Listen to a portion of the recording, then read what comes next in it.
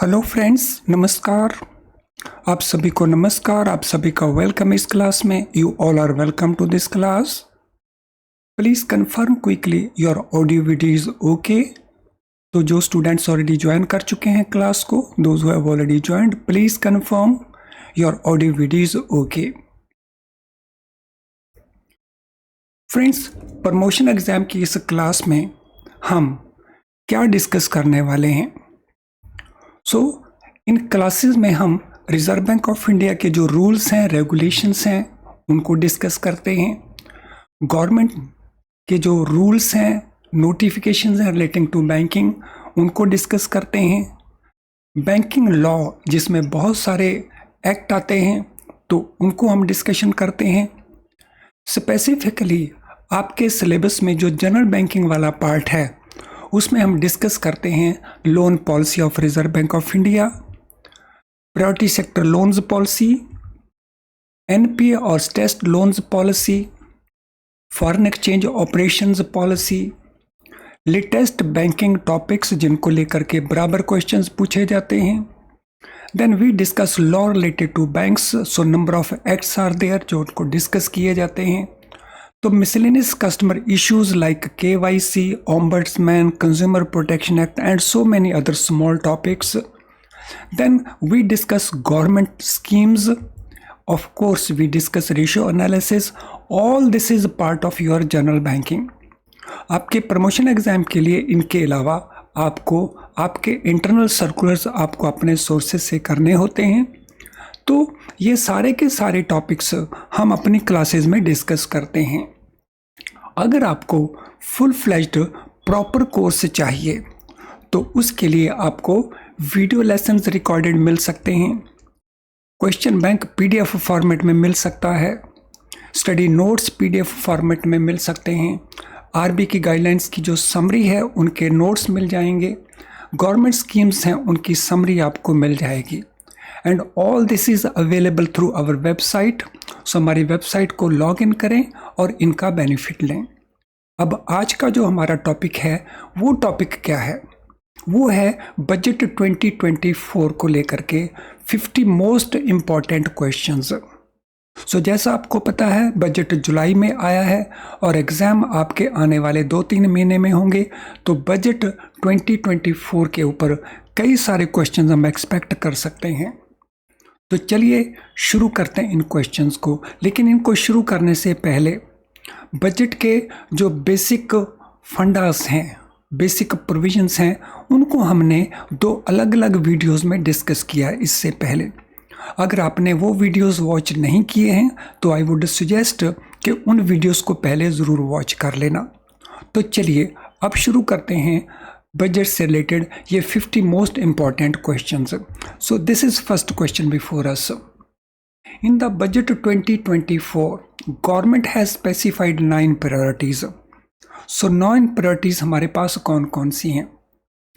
Productivity resilience in agriculture, employment and skilling, inclusive human resources development and social justice, urban development, energy security, infrastructure, innovation, research and development and number 9। तो यहाँ पे हमारे पास number 4 and number 9। So these are left blank. हमें इन blanks को fill in करना है। तो हमारे सामने ये ऑप्शंस हैं, तो देखिए इनमें कौन सी ऑप्शन अप्रोप्रिएट है। So very relevant question for our examination के बजट के अंदर हमारी 9 प्रायोरिटीज़ कौन कौन सी हैं? एग्रीकल्चर से रिलेटेड हुई, एम्प्लॉयमेंट से रिलेटेड हुई, HR डेवलपमेंट से रिलेटेड हुई, सोशल जस्टिस से रिलेटेड है, अर्बन डेवलपमेंट से रिलेटेड है, एनर्जी सिक्योरिटी से है, इंफ्रास्ट्रक्चर है, इनोवेशन, रिसर्च एंड डेवलपमेंट है। तो बाकी बचे हुए 2 कौन से हैं? Is it next generation reforms and education? No. Is it manufacturing and services and next generation reforms? Yes it is. तो जो बाकी बची हुई 2 हैं उनमें एक है मैन्युफैक्चरिंग एंड सर्विसेज और दूसरा next generation reforms. So this is our answer. तो number 4 it is manufacturing and services and number 9 it is next generation reforms. तो चलें अब हम चलते हैं क्वेश्चन नंबर 2 के ऊपर। Indian professionals working in multinationals get ESOPs, employees stock option plans हम जिनको कहते हैं, and invest in social security schemes and other movable assets abroad. जो इंडियन प्रोफेशनल हैं जो मल्टीनेशनल्स में काम करते हैं उनको इंसेंटिव के तौर के ऊपर ESOP मिलते हैं, एम्प्लॉय स्टॉक ऑप्शन प्लान्स, और वो इन्वेस्ट कर देते हैं वहाँ सोशल सिक्योरिटी स्कीम्स में या अदर मूवेबल एसेट्स में। Non reporting of such foreign assets has penal consequences under black money act. Black money act में ये प्रोविजंस हैं कि अगर इनको रिपोर्ट नहीं किया जाए इंडियन प्रोफेशनल्स के द्वारा तो उसके ऊपर हैवी पेनल्टीज हैं। The non reporting of movable assets up to how much amount is propose to be depenalized. तो अभी बजट के अंदर ये प्रोविजन किया गया है कि अगर वो मूवेबल एसेट्स हैं और उनकी वैल्यू कुछ अमाउंट तक है तो अगर उनको रिपोर्ट नहीं भी किया जाता तो कोई पेनल्टी नहीं लगेगी। हमने बताना है ये अमाउंट कितना है। Is it 15 lakh, is it 10 lakh, is it 25 lakh और इज इट 20 लाख। तो अगर बजट के प्रोविजंस आपने अच्छे से पढ़े हैं तो then it should not be difficult at all. तो फिर ये क्वेश्चन का आंसर डिफ़िकल्ट नहीं होगा। तो यस, तो ये प्रोविजंस क्या किए गए हैं, नॉन रिपोर्टिंग मूवेबल एसेट्स कितने अमाउंट तक एग्जेम्प्टेड रहेंगे, यानी उनको पेनलाइज नहीं किया जाएगा। So this amount is up to ₹20 lakh, 20 lakh रुपए तक। लेकिन ध्यान रखना है these are immovable assets. Let us now go to next question. What is the total capital expenditure planned for 2024-2025 according to budget 2024? जुलाई में प्रेजेंट किए इस बजट के अंदर जो कैपिटल एक्सपेंडिचर है वो कितना प्लान किया है इस पूरे फाइनेंशियल ईयर के लिए। फ्रेंड्स, जो एक्सपेंडिचर है उसको 2 कैटेगरीज में सेग्रीगेट किया जाता है। कुछ एक्सपेंडिचर रेवेन्यू एक्सपेंडिचर होता है, कुछ एक्सपेंडिचर कैपिटल एक्सपेंडिचर होता है। सो कैपिटल एक्सपेंडिचर कैपेक्स, जिससे रोड्स क्रिएट होती हैं, हॉस्पिटल्स क्रिएट होते हैं, एयरपोर्ट्स क्रिएट होते हैं बाय द गवर्नमेंट, तो उसके लिए क्या प्रोविजन किया गया है, कितना अमाउंट प्रोविजन किया गया है। 10 lakh crore rupees, 11,11,111 crore rupees, 12 crore rupees, 12 lakh crore rupees या 11,50,000 करोड़ रुपीस। तो कितना प्रोविजन किया गया है कैपिटल एक्सपेंडिचर के लिए। So what is the provision for capital expenditure. So government का जो कैपिटल एक्सपेंडिचर है, जैसा मैंने पहले कहा, उससे रोड्स, उससे हॉस्पिटल्स, उससे इंफ्रास्ट्रक्चर, वो सारे का सारा बिल्ड होता है।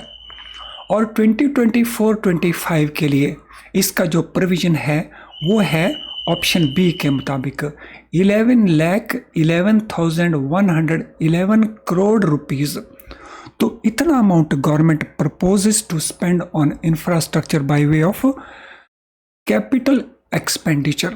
और ये गवर्नमेंट का एक्सपेंडिचर रहेगा, इसके अलावा जो कॉरपोरेट्स का है, बाकी प्राइवेट एक्सपेंडिचर है, कैपिटल, वो इससे अलग रहता है। Let us now go to question number 4. What is the total borrowing and other liabilities the government has planned to raise for 2024? अब जैसे टोटल एक्सपेंडिचर है जिसमें कैपिटल एक्सपेंडिचर है, रेवेन्यू एक्सपेंडिचर है, इसमें कुछ अमाउंट टैक्स कलेक्शन से आता है, कुछ दूसरे एस्पेक्ट से आता है और कुछ अमाउंट बोरो किया जाता है। तो ये जो अमाउंट बोरो किया जाएगा या अदर लायबिलिटीज़ होंगी तो इनका अमाउंट इस बजट में कितना है। तो ये हमारे सामने ऑप्शंस हैं 16 लाख करोड़, 16,50,000 करोड़, 16,20,000 करोड़, 16,13,312 करोड़। तो कितना अमाउंट इसके लिए प्लान किया गया है। So what is the amount planned to be borrowed? जो अमाउंट बोरो किया जाएगा या गवर्नमेंट को अवेलेबल रहेगा in the form of other liabilities. So this amount will be 16,13,312 crores. तो ये अमाउंट अवेलेबल रहेगा या प्लान किया है बोरिंग और अदर लाइबिलिटीज के through. In case of tax receipts of government for 2024, according to budget 2024, the highest tax comes from which segment? Government का जो टैक्स रिसीट्स होंगी 2024-25 में ये डिफरेंट सोर्सेस से आ रही होंगी, डिफरेंट सेगमेंट्स से आ रही होंगी. कौन कौन से वो सेगमेंट्स हैं? जैसे इनकम टैक्स है, कॉरपोरेट टैक्स है, जीएसटी है. तो ये हाईएस्ट किस एरिया से आ रहा होगा? तो which of these is the highest one? Income tax जो होगा पे, जिसको हम डायरेक्ट टैक्स इनकम टैक्स का एक पार्ट कहते हैं, या कॉर्पोरेट टैक्स से आ रहा होगा या जीएसटी से आ रहा होगा. ये तीनों ही मेजर रिसीट्स हैं हमारी. इनमें से हाईएस्ट किस से आ रहा होगा? So that is the question we have to answer. Yes, लगाइए, अंदाज़ा लगाइए, और अगर आपको डेफिनेटिवली पता है तो उसका आंसर डेफिनेटली प्रोवाइड कर दीजिए. Any guess? अपनी कॉपी में अपने आंसर को लिख लीजिए, और अगर आप लाइव क्लास में हैं तो चैट बॉक्स में लिख दीजिए.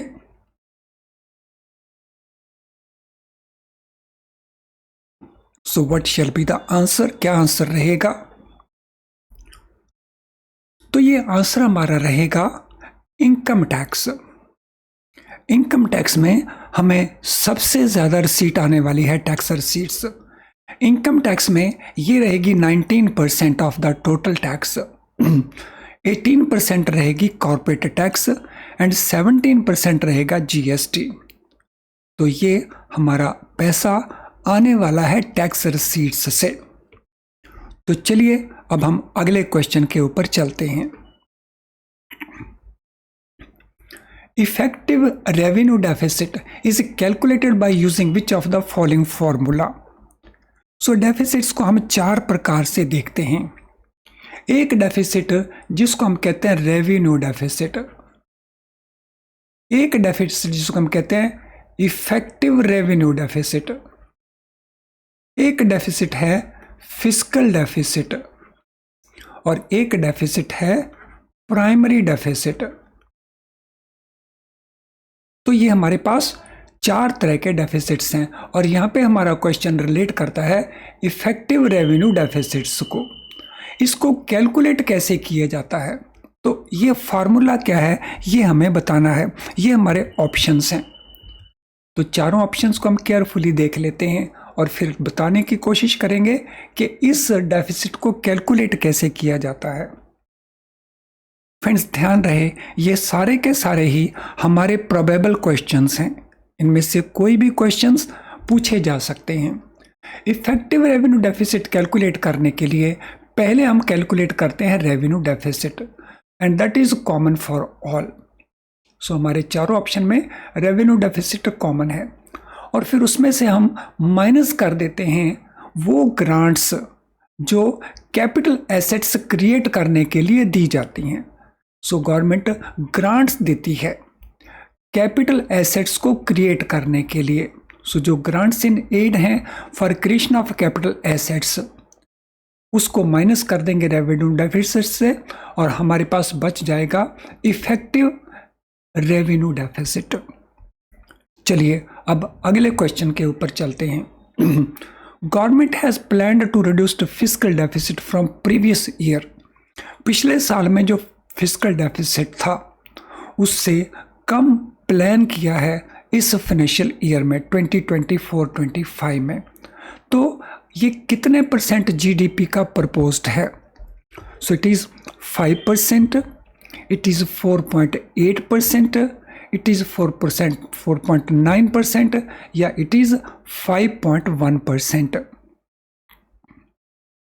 तो कितना प्लान किया है कि फिस्कल डेफिसिट को रिड्यूस किया जाएगा? तो यहाँ पे हम देख रहे थे डेफिसिट में 4 तरह के डेफिसिट्स में एक डेफिसिट फिस्कल डेफिसिट है। तो फिस्कल डेफिसिट का फॉर्मूला क्या है वो भी आगे जाके हम क्वेश्चन करने वाले हैं। तो अभी फिलहाल हमने बताना है कि फिस्कल डेफिसिट का टारगेट कितना है 2024-25 फाइनेंशियल ईयर के लिए। सो it is 4.9% of GDP, gross domestic product उसका 4.9% है। ओके, चलिए अब हम चलते हैं अगले क्वेश्चन के ऊपर। फ्रेंड्स, आई एम श्योर ये सारे क्वेश्चंस आपको यूजफुल लग रहे होंगे, सेशन आपको यूजफुल लग रहा होगा, तो क्विकली एक लाइक के बटन को पुश कर दीजिए सो दैट हमें भी एनकरेजमेंट मिले कि हमारे सेशन को यूजफुल नज़र से देखा जा रहा है। You find it useful. After defence sector which sector has the maximum allocation in the budget 2024?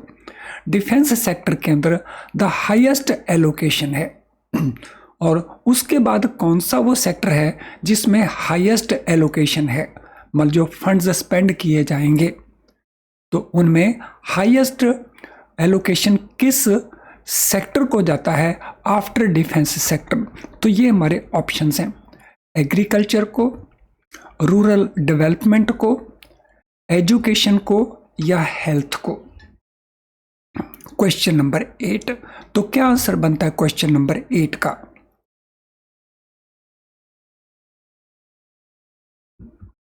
So what is question number 8?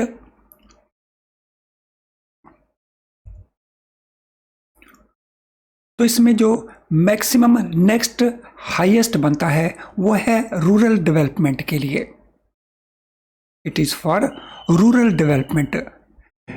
Defence के लिए ये है 5,454,773 करोड़ और रूरल डेवलपमेंट के लिए इट इज़ 265,808 करोड़ और एग्रीकल्चर के लिए 151,851 करोड़।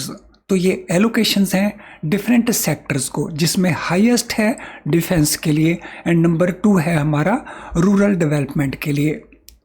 चलिए अगले क्वेश्चन को देखते हैं। What is the amount of net market boring planned by government for 2024-25 through dated securities? Dated securities को इशू करके गवर्नमेंट 2024-25 के दौरान कितना नेट मार्केटिंग बोरिंग करने वाली है? सो 2 तरह की बोरिंग होती है, एक होता है ग्रॉस बोरिंग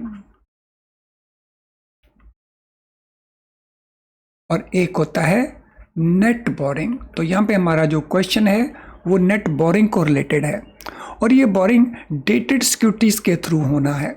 सो डेटेड सिक्योरिटीज जैसे गवर्नमेंट के loans and most popular government के बॉन्ड्स। सो गवर्नमेंट जो बॉन्ड्स इशू करती है लॉन्ग टर्म बेसिस के ऊपर, जिनकी डेफिनेट डेट्स होती हैं फॉर रीपेमेंट, तो उनको हम कहते हैं डेटेड सिक्योरिटीज। सो डेटेड सिक्योरिटीज के थ्रू गवर्नमेंट की नेट मार्केट बोरिंग कितनी है? 11.5 लाख करोड़, 11,63 करोड़, 11.75 लाख करोड़ या 11.80 लाख करोड़। तो कितना अमाउंट बोरो करने वाली है government on net basis during 2024-25? क्योंकि गवर्नमेंट ने इंफ्रास्ट्रक्चर क्रिएट करना है, रेवेन्यू स्पेंडिंग है बहुत सारी, तो उसको मीट करने के लिए गवर्नमेंट बोरो करेगी। सो नेट बेसिस के ऊपर इस बोरिंग का अमाउंट रहेगा 11.63 लाख करोड़। तो ये हमारा ऑप्शन आंसर रहेगा। तो दिस इज द अमाउंट जो गवर्नमेंट नेट बेसिस के ऊपर बोरो करने वाली है। Question number 10, for budget 2024-25 purpose government has estimated GDP at. So government ने जब अपना बजट बनाती है तो सबसे पहले उसमें आने वाले साल में हमारा ग्रॉस डोमेस्टिक प्रोडक्ट कितना होगा, तो इसको एस्टिमेट किया जाता है। इसी को मीट करने के लिए सोर्सेज जो हैं वो प्लान किए जाते हैं। तो 2024 के लिए जो जीडीपी का एस्टिमेट है, इनमें से वो कौन सी फिगर है? Let us see that. इन सभी में आपके काम को काफ़ी आसान भी किया गया है क्वेश्चंस के अंदर। तो यहाँ पे ऑप्शन हमारा है सी। तो ये एग्जैक्ट डेटा है ताकि आपको याद रह सके कि इसके आसपास था। अगर क्वेश्चन आता है तो ये इतना अमाउंट है, तो कितना अमाउंट है? सो 3,26,36,912 crores. So this is size of our GDP which is planned for 2024-25. तो चलिए अगले क्वेश्चन के ऊपर चलते हैं। In order to expand banking network, government plans to open 100 bank branches in northeastern region. This will be done by which banks? तो government ने plan किया है specifically for north eastern region, वहाँ पे बैंकिंग नेटवर्क को और expand किया जाए। इस पर्पस के लिए it is plan that 100 bank branches will be opened. और ये बैंक ब्रांचेस किन के द्वारा ओपन की जाएंगी? So it will be done by state bank of India, it will be done by PNB, it will be done by India Post Payment Bank, it will be done by Union Bank of India, or it will be done by all of them together or and other banks also. तो ये branches कौन open करेंगे specifically in north eastern region? So who will be doing this job? कौन open करेंगे इन branches को?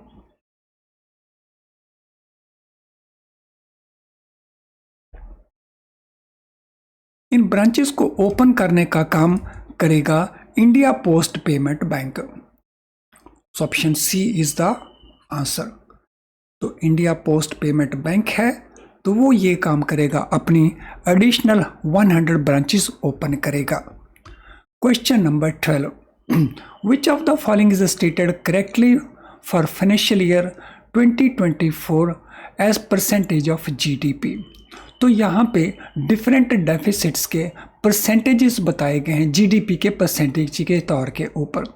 Revenue deficit होगा 1.8%, effective revenue deficit होगा 0.6%, primary deficit होगा 1.4%।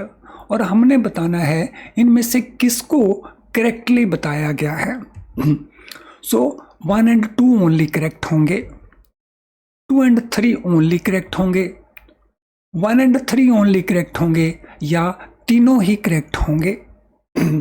तो इनमें कौन कौन सा डेटा करेक्ट है? So that is the answer we have to provide. तो ये आंसर हमने प्रोवाइड करना है कि कौन सा डेटा करेक्ट है। इससे पहले हमने फिस्कल डेफिसिट देखा था, तो फिस्कल डेफिसिट है 4.9% का, वो सबसे ज्यादा रहता है। तो इसमें जो रेवेन्यू डेफिसिट है वो 1.8% है, that is correct. Effective revenue deficit वो 0.6% है, दिस ऑल्सो इज करेक्ट। और प्राइमरी डेफिसिट 1.4% है, तो दिस ऑल्सो इज करेक्ट। ये सारे के सारे करेक्ट हैं। सो this mean option D is the right answer. चलिए अगले क्वेश्चन के ऊपर चलते हैं। Government has planned a new credit guarantee scheme for term loans to MSMEs in manufacturing.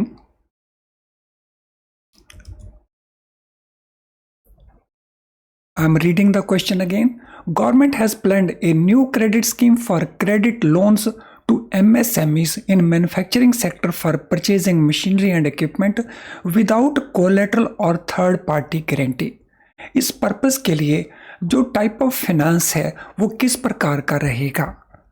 सो ये नई गारंटी स्कीम होगी, इसमें वर्किंग कैपिटल लोन्स रहेंगे, इसमें ओवरड्राफ्ट रहेंगे, इसमें टर्म लोन्स रहेंगे, इसमें क्रेडिट लाइंस रहेंगी, या इसमें क्या क्या रहेगा?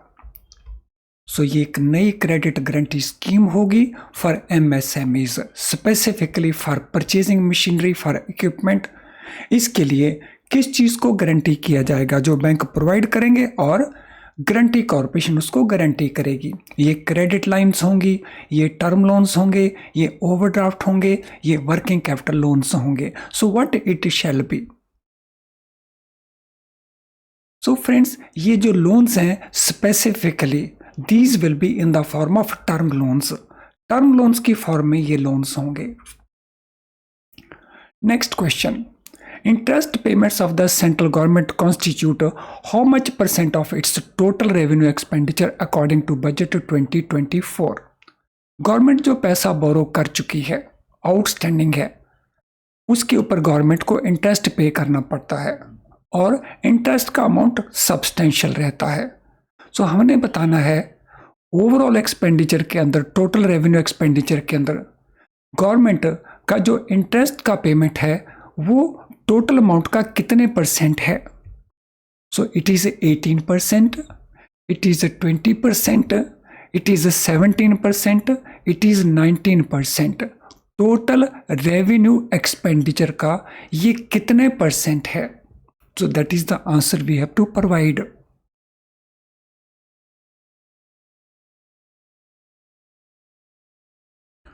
सो इंटरेस्ट पेमेंट्स एक मेजर पेमेंट है रेवेन्यू एक्सपेंडिचर के अंदर, रादर हम ये कहें सो सबसे बड़ी पेमेंट है। So interest payment central government करेगी 19% ऑफ टोटल एक्सपेंडिचर, जो रेवेन्यू एक्सपेंडिचर है, not capital expenditure, revenue expenditure का 19%। So that will be going as interest payments of the government. Next question, as per proposals of the government in budget 2024, public sector banks will build their in-house capability to assess MSMEs for credit and develop a new credit assessment model. This new model shall be based on. So government का ये proposal है कि जो public sector banks हैं वो अपनी MSME credit को assess करने की जो कैपेबिलिटी है इन हाउस उसको बिल्ड करेंगे और उस पर्पस के लिए वो डेवलप करेंगे एक नया क्रेडिट असेसमेंट मॉडल। ये नया क्रेडिट असेसमेंट मॉडल किस चीज़ के ऊपर बेस्ड होगा? So it will be based on traditional credit scores, on business revenue history, on market performance, on scoring of digital footprints of MSMEs in the economy. तो ये जो नया क्रेडिट असेसमेंट मॉडल बैंकों को डेवलप करना होगा वो इनमें से किसके बेसिस के ऊपर होगा? So that is the answer we have to provide. Friend, सारे के सारे क्वेश्चंस क्वाइट इंपॉर्टेंट हैं, किसी क्वेश्चन को मिस नहीं करना, अच्छे से कर लेना है। देयर इज एवरी पॉसिबिलिटी कि इनमें से कई क्वेश्चंस को पेपर में पूछा जाए। तो ये जो मॉडल बैंक्स डेवलप करेंगे तो वो डेवलप करेंगे ऑन द बेसिस ऑफ जो इंफॉर्मेशन MSMEs को लेकर के डिजिटली अवेलेबल है। So scoring of digital footprints of MSMEs in the economy. Economy के अंदर ऐसी बहुत सारी इंफॉर्मेशन है जो MSME से रिलेटेड इंफॉर्मेशन है और वो डिजिटली इंफॉर्मेशन अवेलेबल है। Let us now go to 16th question. Under Mudra loans, in which category loan limit is proposed to be enhanced from rupees 10 lakh to how much amount? मुद्रा loans के अंदर एक category ऐसी है जिसमें presently 10 lakh के loans दिए जाते हैं। वो कैटेगरी कौन सी है? That is number 1। अब इस 10 लाख के अमाउंट को इंक्रीज करके कितना इंक्रीज किया जाना है? So that is the answer we have to provide. तो ये स्कीम है शिशु, 10 लाख से 15 लाख कर दिया जाएगा। ये स्कीम है किशोर, 18 लाख कर दिया जाएगा। ये स्कीम है तरुण, 20 लाख कर दिया जाएगा। ये स्कीम है किशोर, 20 लाख कर दिया जाएगा।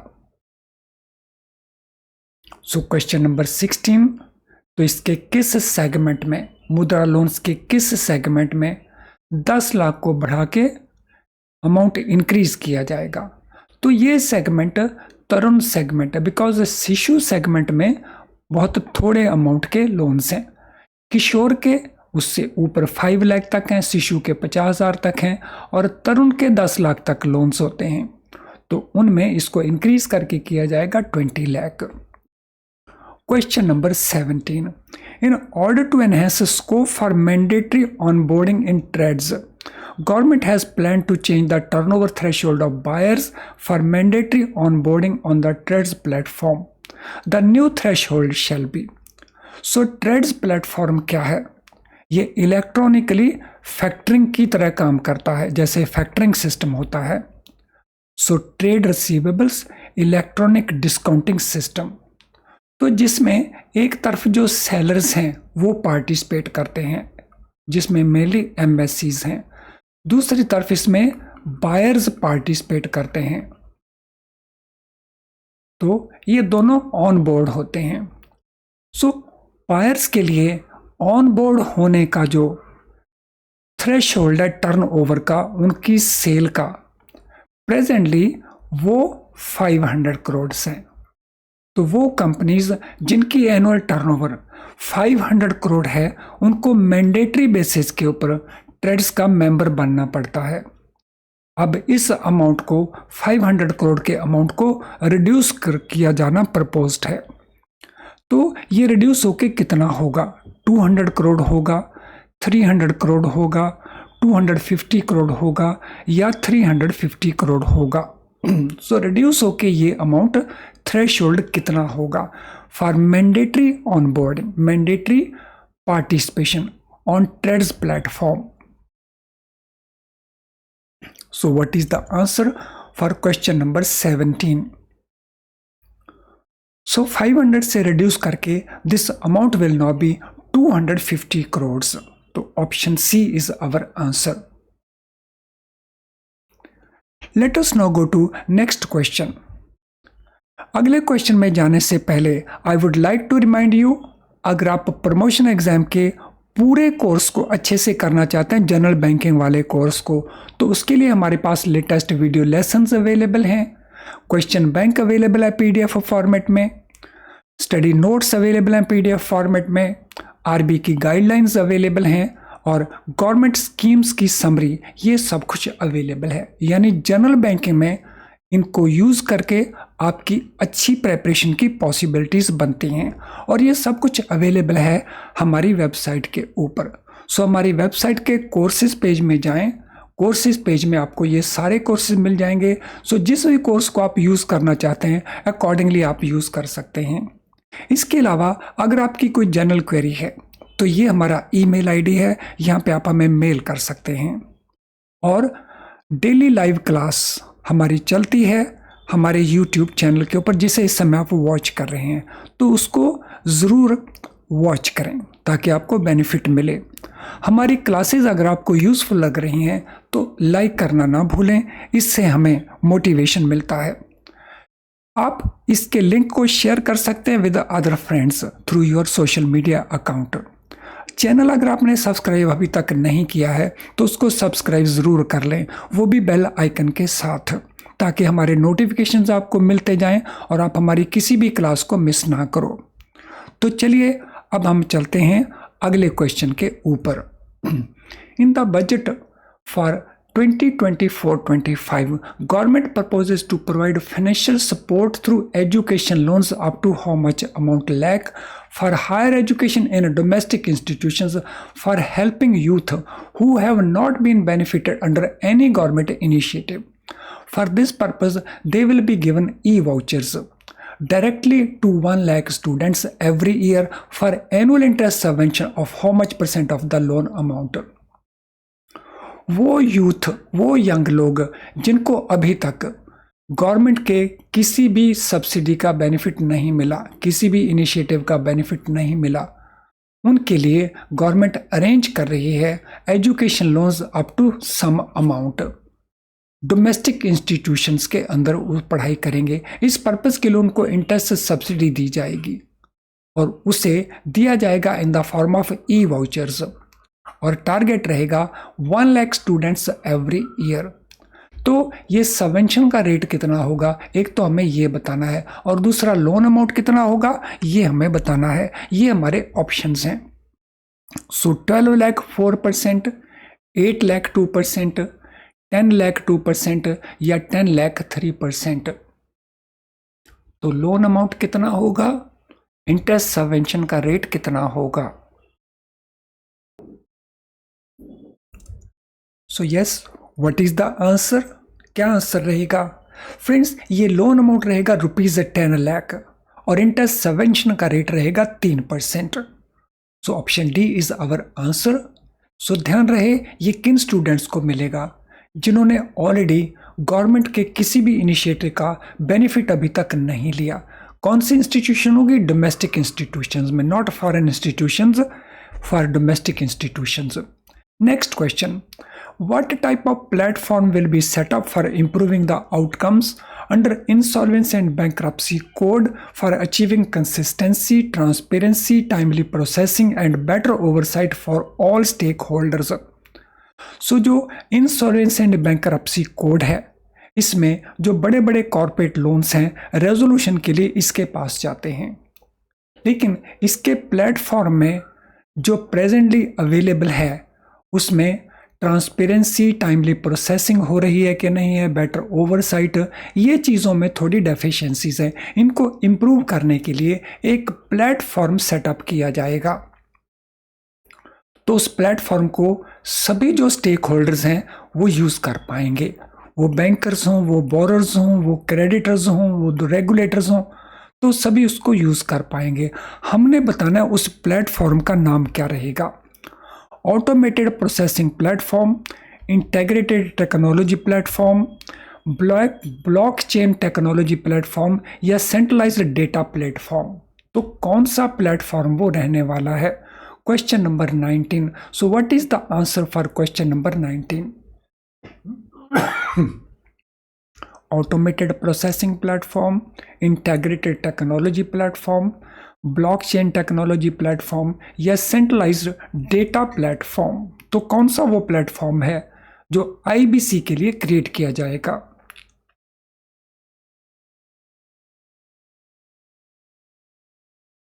फ्रेंड्स, इस प्लेटफॉर्म का नाम है integrated technology platform. So option B is the answer here. Next question, nuclear energy is expected to form a very significant part of energy mix for Viksit Bharat. Towards that pursuit, government will partner with private sector for setting up what? जो nuclear energy है, expect किया जाता है कि future में हमारा जो energy के डिफरेंट सोर्सेज हैं उसमें जो मिक्स है वो सिग्निफिकेंट इंपॉर्टेंट रोल प्ले करेगी। इसके लिए गवर्नमेंट ने प्राइवेट सेक्टर के साथ पार्टनरशिप करने का प्लान किया है। और वो क्या सेटअप किया जाएगा through this private public partnership? तो हमने बताना है सेटअप क्या किया जाएगा। मिनी न्यूक्लियर प्लांट्स सेटअप किए जाएंगे, भारत स्मॉल रिएक्टर्स सेटअप किए जाएंगे, माइक्रो न्यूक्लियर फैसिलिटीज सेटअप की जाएंगी या कॉम्पैक्ट ऑटोमेटिक स्टेशंस सेटअप किए जाएंगे। So what will be setup? हमने बताना इनमें से किसको सेटअप किया जाएगा। ये न्यूक्लियर एनर्जी का पार्ट रहेगा पब्लिक पार्टनरशिप प्लान के अंदर। तो this is called Bharat small reactors. तो ये सेटअप किए जाएंगे under nuclear energy programme. Question number 21, to prepare the financial sector in terms of size, capacity and skills, government has planned to bring out which document as part of budget 2024? So government का plan है कि वो एक approach paper लेकर के आएगी ताकि जो फाइनेंशियल सेक्टर है उसको प्रिपेयर किया जा सके फ्यूचर में, उनको साइज को ध्यान रखते हुए, उनमें अवेलेबल कैपेसिटी को ध्यान में रखते हुए, उनमें स्किल्स की ज़रूरत को ध्यान में रखते हुए। तो ये डॉक्यूमेंट का नाम क्या है? सो ये होगा 3 years financial sector vision and strategy document, financial sector modernisation plan, comprehensive financial sector reform document या 5 year financial sector vision and strategy document. तो हमने बताना इनमें से इस डॉक्यूमेंट का नाम क्या रहेगा। So question number 21, what is the answer?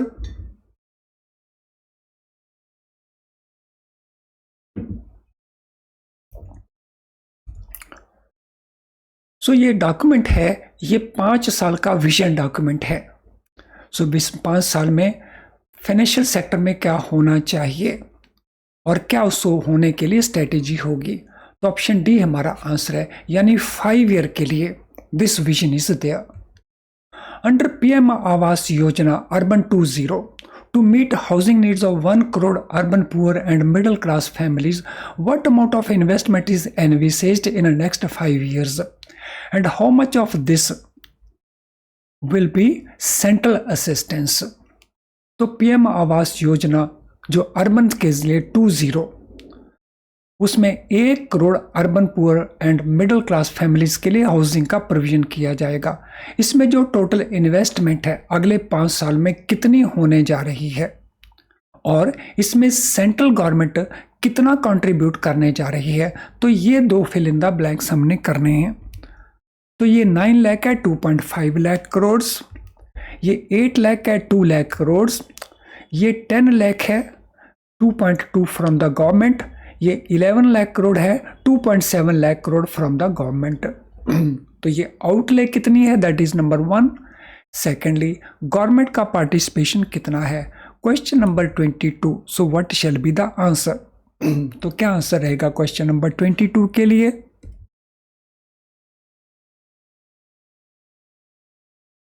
So for this purpose जो टोटल आउटले है, so that is 10 lakh crore, जिसमें गवर्नमेंट का कंट्रीब्यूशन होगा 2.2 लाख करोड़ का।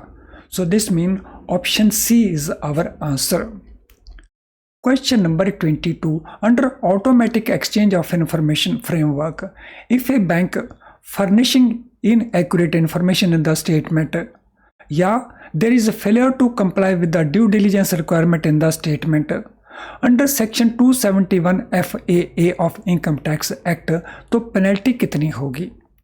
सो प्रेजेंटली जो फॉरेन सिटीजन्स के अकाउंट हैं बैंकों के पास,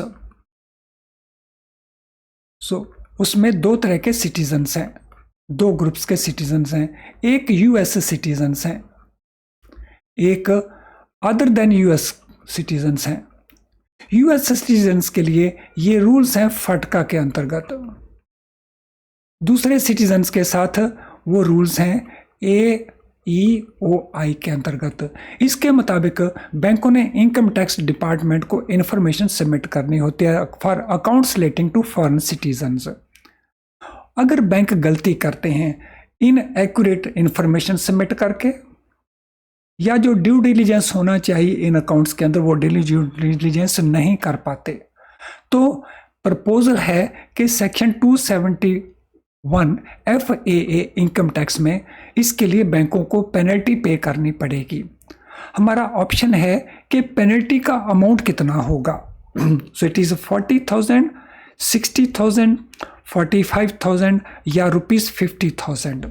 तो पेनल्टी कितनी रहेगी, ये गलत जानकारी देने के लिए या ड्यू डिलीजेंस की जो रिक्वायरमेंट है उनको कंप्लाई विद ना करने के लिए। तो what is the penalty amount? तो पेनल्टी का अमाउंट रहेगा 50,000 रुपीज़ का, 50,000 रुपये की पेनल्टी रहेगी। Let us now go to next question. For improving the socio economic conditions of the tribal community, government will launch which program by adopting saturation coverage in tribal majority villages and aspirational districts? This will cover 63,000 villages benefiting 5 crore tribal people. तो tribals के लिए उनकी जो socio economic conditions हैं उनको improve करने के लिए गवर्नमेंट लॉन्च कर रही है एक प्रोग्राम को। ये प्रोग्राम कौन सा है? जिसमें वो अडॉप्ट करेगी saturation coverage in tribal majority villages and aspirational districts. हमने बताना है उस प्रोग्राम का नाम। उस प्रोग्राम का नाम है ट्राइबल डेवलपमेंट मिशन, उसका नाम है PN जनजातीय उन्नत ग्राम अभियान, उसका नाम है नेशनल ट्राइबल एडवांसमेंट प्रोग्राम, उसका नाम है भारत ट्राइबल अपलिफ्टमेंट स्कीम।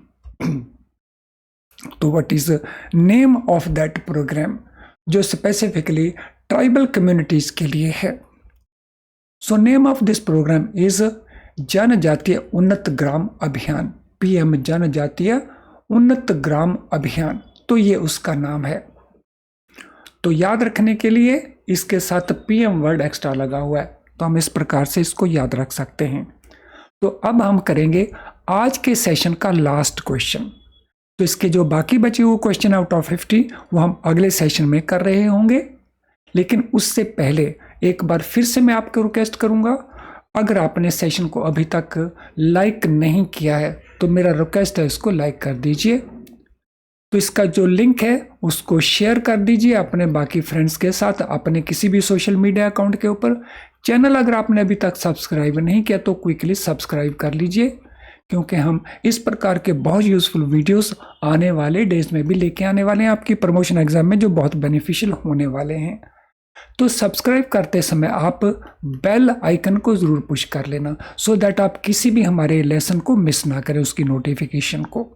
आज के सेशन से रिलेटेड अगर आपका कोई भी क्वेश्चन हो तो इस वीडियो के कमेंट बॉक्स में आप अपना क्वेश्चन डाल सकते हैं, तो वहीं से हम आपको सूटेबली आंसर कर देंगे। और हमारा ईमेल आईडी है ये, तो यहाँ पे आप हमें अदर देन आज का लेसन से रिलेटेड अगर कोई आपकी जनरल क्वेरी है इसके अलावा, तो आप हमें इस ईमेल आईडी के ऊपर मेल कर सकते हैं। तो चलिए अब चलते हैं लास्ट क्वेश्चन के ऊपर। As part of PM employment linked incentive package, government has planned a direct benefit transfer of 1 month salary in 3 installments to first time employees as registered in EPFO will be up to rupees how much? The eligibility limit will be salary of 1 lakh per month. तो हमने बताना है वो amount कितना रहेगा। So what is that amount of incentive? So what will be amount of that incentive? उस incentive का amount कितना रहेगा। इस फिल इन के लिए यहाँ पे फिल इन ब्लैंक्स नहीं थे, वो मैंने डाल दिए हैं। तो हमें ये 2 फिल इन करने हैं। तो एक है अमाउंट ऑफ दैट सैलरी कितना होगा, एंड सेकेंडली जो एलिजिबल लिमिट है वो मैक्सिमम कितने अमाउंट तक की एलिजिबल लिमिट है पर मंथ सैलरी की। सो 12,000 का अमाउंट होगा, 0.8 लाख तक वो एलिजिबल है। 10,000 का अमाउंट होगा, 0.09 लाख तक वो एलिजिबल है। 15,000 का सैलरी अमाउंट होगा, 1.2 लाख मैक्सिमम लिमिट रहेगा, या 15,000 सैलरी रहेगा, 1 लाख तक का मैक्सिमम सैलरी लिमिट रहेगा। तो ये जो उनको इंसेंटिव दिया जाएगा फर्स्ट टाइम एम्प्लॉइज को, कितना अमाउंट होगा और एलिजिबिलिटी पर्पस के लिए कितने अमाउंट की वो सैलरी हो सकती है।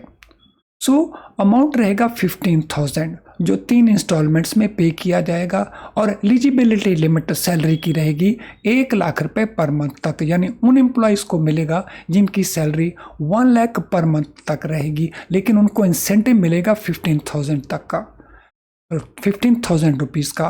तो इसके लिए हमारा ऑप्शन आंसर बन जाएगा डी।